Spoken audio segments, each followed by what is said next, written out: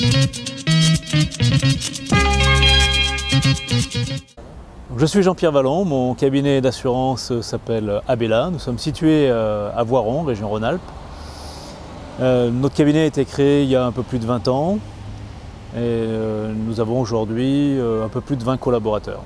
À la base, notre clientèle, ce sont des professionnels, essentiellement des TPE. Et donc, lorsqu'on a appris que de nouvelles règles en matière de protection sociale allaient apparaître dans la profession des boulangers, nous nous y sommes intéressés. C'était en 2006. Donc on a analysé un petit peu les différentes garanties qui allaient être proposées aux salariés de la boulangerie, puisque donc il a été décidé, un accord a été mis en place entre le syndicat national de la boulangerie et AG2R pour que chaque salarié puisse avoir une mutuelle par le biais de son employeur. Donc quand j'ai analysé le contenu des garanties qui étaient proposées par rapport au tarif de 40 €, donc, qui étaient proposés mensuellement, donc j'ai trouvé qu'il y avait des garanties qui étaient, à mon sens, beaucoup trop faibles.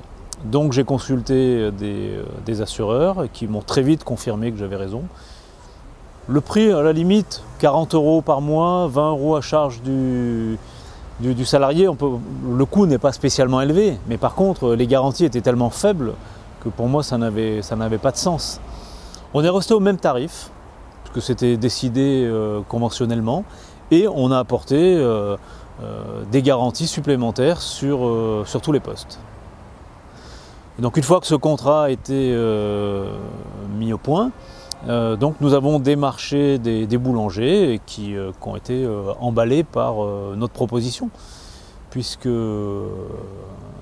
forcément pour le même prix ils avaient plus de garanties, donc il n'y avait que des avantages, aucun inconvénient. Là on se rend compte qu'on est capable de faire entre 100 et 200 boulangeries. Et puis au cours de ces démarches, on est amené à rencontrer le président des boulangers de Lyon, Monsieur Cabu, Bruno Cabu. Je ne suis pas sûr du prénom. Donc il trouve notre contrat très intéressant et qui nous propose de signer un accord départemental, c'est-à-dire que lui, non, pour ses membres dans le Rhône, lui ne veut pas souscrire à AG2R, il préfère souscrire au contrat Abella qui en tout point est plus intéressant. Donc son avocat rédige Maître Lallemand, donc à Lyon, rédige un protocole qui donc, d'après l'avocat, se substitue à l'accord national. C'est un accord départemental qui se substitue à l'accord national. Alors ensuite, vu que ça se passe très très bien à Lyon, que M. Cabu connaît d'autres présidents dans d'autres régions, donc on met en place le même type d'accord dans d'autres départements. Et on se retrouve avec, au mois de décembre, environ 500 boulangeries. Dans les mois qui ont suivi, j'ai compris que en fait, M. Cabu allait se présenter aux élections face à M. Crouzet, à la présidence du syndicat de la boulangerie. Et c'est vrai que j'ai constaté également qu'il utilisait beaucoup tout ce que l'on avait fait à travers la mutuelle pour, disons qu'il construisait sa campagne, je ne veux pas dire principalement sur cet argument-là, parce qu'il avait quand même d'autres idées qui étaient très bonnes d'ailleurs pour la profession, mais quand même il utilisait beaucoup le fait que le syndicat national avait... c'était que des sous-entendus, rien n'était dit aussi clairement que ce que je peux peut-être le laisser dire là maintenant. Mais il sous-entendait quand même que le président Crouzet n'avait pas été à la hauteur de signer un tel accord. Ce en quoi il n'avait pas forcément tort. Il y a 8 boulangers lyonnais qui ont été assignés début 2008. donc juste avant les élections. C'était en 2008, donc AG2R les assigne en disant bah, vous deviez adhérer chez nous en janvier 2007, donc vous n'avez pas adhéré, on vous assigne et on vous réclame 12-15 mois de cotisation. Alors c'est vrai que là je choisis Maître Lallemand pour, les boulangers choisissent Maître Lallemand, je suis d'accord, je n'y vois pas d'inconvénient, puisque Maître Lallemand est déjà l'avocat de la fédération départementale, du syndicat départemental. Donc Maître Lallemand défend le dossier en s'appuyant uniquement sur le code du travail. Il explique qu'on ne peut pas demander à un employé, sous prétexte qu'il y a une convention nationale, d'être perdant par rapport à la situation qu'il avait antérieurement. Donc lui il s'appuie là-dessus. Il argumente et finalement, les boulangers, c'est AG2R qui a gain de cause. Donc les boulangers, bien sûr, sont furieux, ils sont décidés à faire appel. Entre-temps, M. Cabu a perdu les élections et par un concours de circonstances assez surprenant, alors qu'ils étaient tous partants pour faire appel, 2 jours avant la fin de l'expiration du délai, ne voyant toujours pas arriver donc leur lettre, leur signature, donc je les ai appelés un par un, ils étaient cuites, et là je me suis rendu compte que finalement tous avaient décidé de ne pas faire appel. Voilà, donc finalement AG2R se retrouve avec une procédure close. Donc il n'y a eu qu'une première instance et ils ont eu gain de cause. Ensuite, il y a une vague d'assignation qui a été envoyée par AG2R, peut-être une trentaine ou une quarantaine. Essentiellement dans le 69. Essentiellement. Je ne peux rien affirmer parce que je n'ai aucune preuve, bien entendu, mais par encore un autre malheureux concours de circonstances, il se trouve que une centaine de boulangers adhérents à Abella ont été assignés. Je ne vois pas d'autres personnes que M. Cabu qui avait la liste des boulangers adhérents. En plus, il me l'a demandé, la liste. Donc moi je lui ai donné, puisqu'on était dans un climat de confiance. C'est lui qui m'avait présenté les présidents des autres départements. Donc évidemment, quand j'ai vu les proportions que ça prenait, la dimension politique qu'il pouvait y avoir derrière tout ça, donc j'ai pris contact avec AG2R. Donc j'ai rencontré un dénommé Joël Broussou, qui avait un poste très important. Il m'était présenté comme le numéro 3 chez AG2R à cette époque.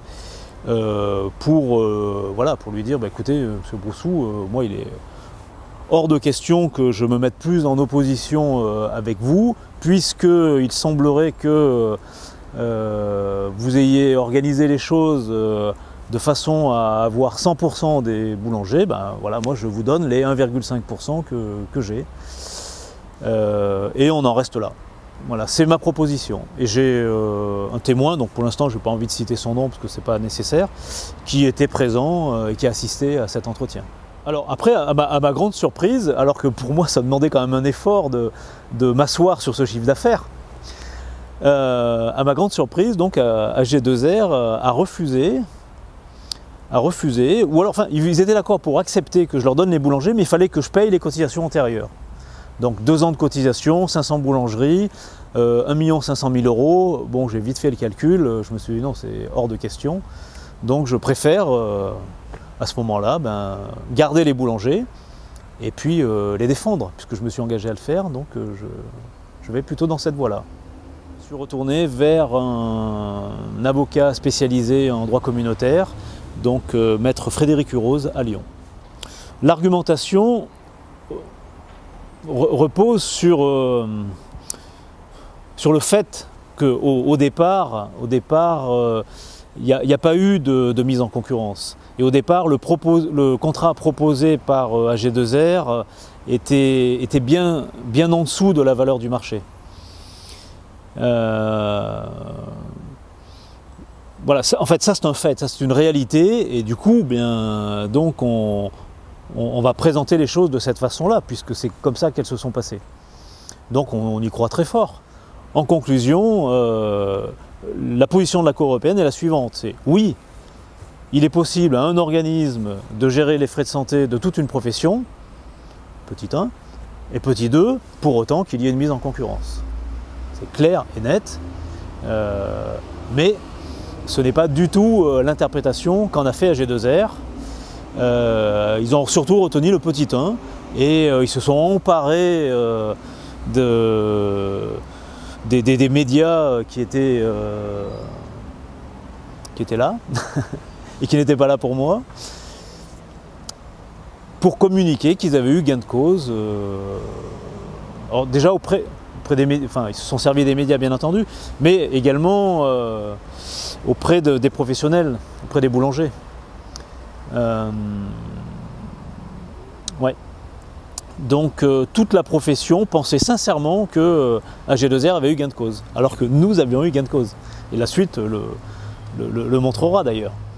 Alors cette suite, de toute façon, ce n'est pas une décision que prend la Cour européenne, c'est une position. Et elle renvoie ensuite aux juges internes, elle donne leur position, elle donne sa position, et ensuite c'est aux juges internes de prendre des décisions. Et alors là, bien, les décisions sont partagées. On a des juges internes qui, comme l'a fait AG2R, n'ont vu que le petit 1, ne sont pas vraiment rentrés à l'intérieur du dossier, donnent gain de cause à AG2R. Et puis on a des décisions où on voit que les juges ont vraiment approfondi. La première vraie décision qui nous est favorable, c'est la Cour d'appel de Toulouse. Enfin, c'est le TGI de Toulouse.